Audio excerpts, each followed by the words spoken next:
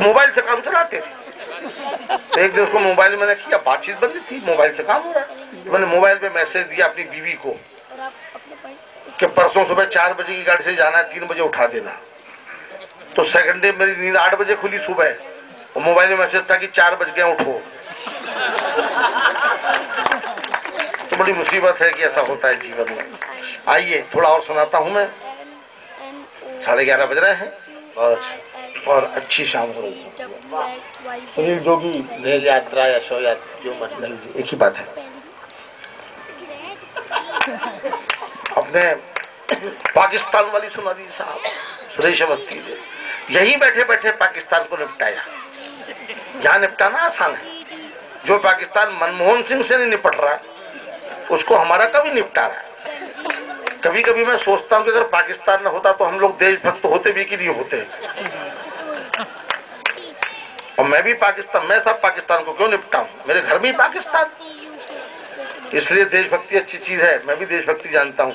मेरे पिताजी को देशभक्ति का बड़ा शौक था। वो पुलिस में बड़े अफसर थे, वो फौज में जाना चाहते थे, मगर उनकी पुलिस में नौकरी लगी तो उनकी अरमान काफी कम रह गए कि वो फौज में नहीं जा पाए। वो मुझे फौज में भेजना चाहते थे क्योंकि मैं बेरोजगार था।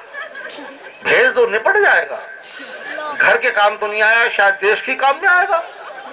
एक दिन मुझसे बोले पिताजी पूरी अपनी डिप्लोमेसी में कि मैं देश की सेवा करना चाहता हूं, तू कल फौज में भर्ती हो जा। मैं समझ गया निपटा रहे, लेकिन मैं भी उस्ताद हूं। पिता के डर के मारे चला तो गया, पर अपनी बुद्धि से लौट आया। हाँ, भर्ती हो गया। इम्तिहान दे रहा था, डॉक्टर मेरी आंखों का टेस्ट ले रहा था, मैं भी दे रहा था। अचानक डॉक्टर ने पूछा, बताओ कैलेंडर में कौन सी तारीख है। हमने कहा कौन सा कैलेंडर, ये मेरा प्लान था, देखो ही मत ताकि वापस चले जाए। सही जवाब दिया तो भर्ती कर लेगा। बताओ कैलेंडर में कौन सी तारीख है। कौन सा कैलेंडर, वो जो सामने की दीवार पे है। हमने कहा कौन सी दीवार। तो वो समझ गया कि सूरदास आया है। पर मेरा प्लान सक्सेसफुल। बोले जाओ रहो तुम अपनी मौज में, तुम्हारे फरिश्ते भी कुछ नहीं कर सकते फौज में। लौट आया, इसलिए आपको तालियों की कोई जरूरत नहीं, मैं डिस्टर्ब हो जाता हूँ। तालियों का आदि नहीं हूँ साहब, लेकिन आप बजा रहे हैं तो अच्छी बात है, कोई बात नहीं। चलिए मैं आपको थोड़ा सुनाता हूँ, एक आध कविता और सुनाता हूँ। इसके लिए कहा गया है, आज बड़े मन से सुना। मैं बहुत कम सुनाता हूँ, सब बता दूँ। मेरी दो ही खूबियाँ, मैं बहुत कम खाता हूँ और कम सुनाता हूँ। कम खाता हूँ इसलिए मैं जिंदा रहता हूँ, कम सुनाता हूँ इसलिए आप लोग रहेंगे। तो अच्छी बात है कि आदमी कम सुनाए, वरना कभी कभी उल्टा हो जाता है साहब। मैं कॉलेज में कवि सम्मेलन के लिए गया, कविता पढ़ने के लिए। काफी लोगों ने इंतजार किया, चौबे जी आ रहे हैं, चौबे जी आ रहे हैं। मैं खामखा किस्म का पॉपुलर हूँ, लेकिन लोगों ने बुलाया, मैं गया तो बड़े खुश कि चौबे जी आए। एक नौजवान था जो कॉलेज का था, लड़का स्टूडेंट था, उसकी इच्छा थी कि वो भी कविता पढ़े। तो मुझसे बोला कि चौबे जी आपसे पहले 2 मिनट की मैं पढ़ना चाहता हूँ, फिर मुझे कौन पढ़वाएगा, मौका मिलेगा नहीं, मेरी इच्छा की मैं पढ़ूँ। तो उसमें भरोसा करके 2 मिनट का टाइम दिया। अब वो हटने को तैयार नहीं, वो तो आगे टिक गया और मैं खड़ा खड़ा थक गया, पर वो न हटे पट्टा। अब जो कुछ हुआ कविता का विषय, केवल 2 मिनट के लिए आया हुआ नौजवान जब 2 घंटे कविता पढ़ गया, केवल 2 मिनट के लिए आया हुआ नौजवान जब 2 घंटे कविता पढ़ गया, तो पीछे बैठे हुए कवियों का मानसिक संतुलन बिगड़ गया। एक कवि ने उसका कुर्ता पकड़ के खींचा, कुर्ता काफी पुराना था, आधा हाथ में आ गया। फटा हुआ कुर्ता देख के कवि ताव खा गया, बोला क्या कुर्ता ही फाड़ दिया, 1 घंटा और पढ़ूंगा। क्या कुर्ता ही फाड़ दिया, 1 घंटा और पढ़ूंगा। और वो फिर शुरू हो गया, कवियों में टेंशन भी फिर शुरू हो गया। एक कवि ने दूसरे से कहा कि ये कुर्ते से नहीं मानेगा, इसका पजामा भी खींचो। बेचारे बोर हो गए, ये कुर्ते से नहीं मानेगा, इसका पजामा भी खींचो। कवि का मुंह आगे और ध्यान पीछे था, कवि का मुंह आगे और ध्यान पीछे था। उसने पजामा स्कीम सुन ली और फौरन पलट के बोला, खबरदार जो पजामे को हाथ लगाया उधार का है, पड़ोसी से मांग के लाया हूं, और असली कारण यह है कि पजामा ही पहन के आया हूं। तो ऐसा कोई मौका नहीं आ जाए। और हालांकि मैं तो पैंट पहन के आया हूँ, बेल्ट भी है, इसलिए कोई खतरा नहीं है। वाह भाई वाह, इसलिए ऐसे सीन आते हैं। मैं तो हास्य रसा कवि हूँ। एक कविता के लिए कहा जा रहा है, सुनील जोगी कह रहे हैं, आइए सुनिए। रेल यात्रा मेरी कविता है, मैं ज्यादा देर तक आपको नहीं सुनाऊंगा क्योंकि कम सुनाना चाहिए ताकि अगली बार आप फिर मिल सके। मैं तो आपका मन लगाने के लिए, मैं पहले ही आपसे कहा कि मैं बतरस का आदमी हूँ, कविता लिखना बड़ा कठिन काम है। कविताएं लिखना इतना आसान तो नहीं जितना सुबह सुबह आंगन में सूरज का उगना। मैं आपको फिर एक बात बताता हूँ साहब, ये मेरी कविता नहीं है, मेरे शहरी कवि की कविता है। कविता क्या चीज है इसमें, इसलिए वो भी सुनिए कि कविताएं लिखना इतना आसान तो नहीं कि सुबह सुबह आंगन में सूरज का उगना। कविताएं लिखना इतना आसान तो नहीं जितना बचपन के किलक भरे हाथों से बरसाती पोखर में कागज की नावों का तैरना। वाह भाई वाह। कविता तो एक कोशिश है चट्टान पे मोमबत्ती से लकीर उकेरने की। उफ, ये कोशिश क्या है जिसमें चट्टाना कुछ नहीं बिगड़ता और घिसते घिसते मोमबत्ती खत्म हो जाती है। भाई वाह वाह वाह। इसलिए मैं तो आपका मजा लगाता हूँ, लेकिन आइए कि हमारे और मित्र जो कविताएं सुनाएंगे। एक रेल यात्रा कविता के बारे में मेरा दोस्त सुनील जोगी कहना चाहता है। रेल यात्रा मेरी, आइए सर, आप दोनों साथ में, कैसे दोनों साथ में आए? अच्छी बात है, दोनों भाई बहन है। रक्षाबंधन पीछे मनाने का, बताइए नहीं मना ले तो उसमें क्या बात है।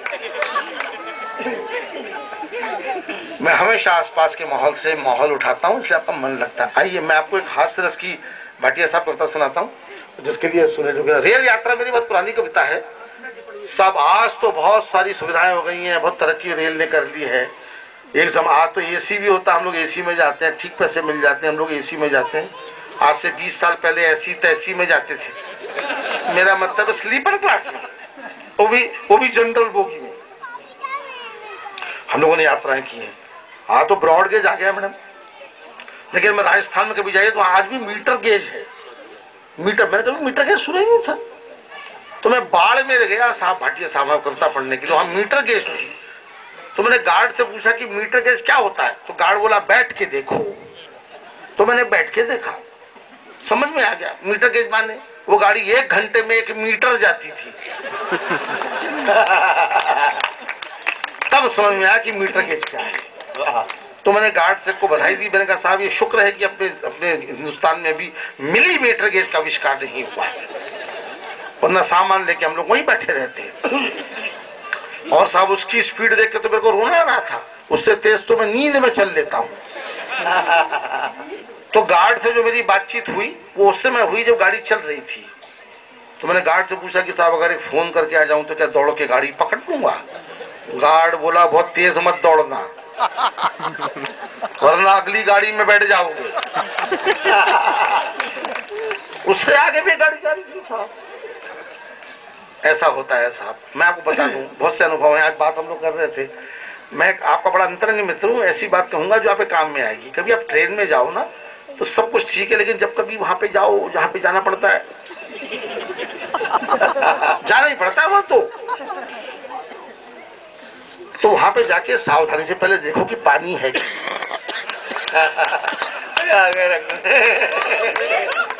मैं फंस चुका हूँ साहब, मैं तो आपको अनुभव दे रहा हूँ। आत्मविश्वास में आदमी बैठ जाता है भारतीय रेल पे भरोसा करते हुए, बाद में मालूम पड़ा पानी नहीं है। अब किसको आवाज दोगे? दोगे तो क्या बोलोगे? केवल मुंह निकाल के बात कर सकते हो।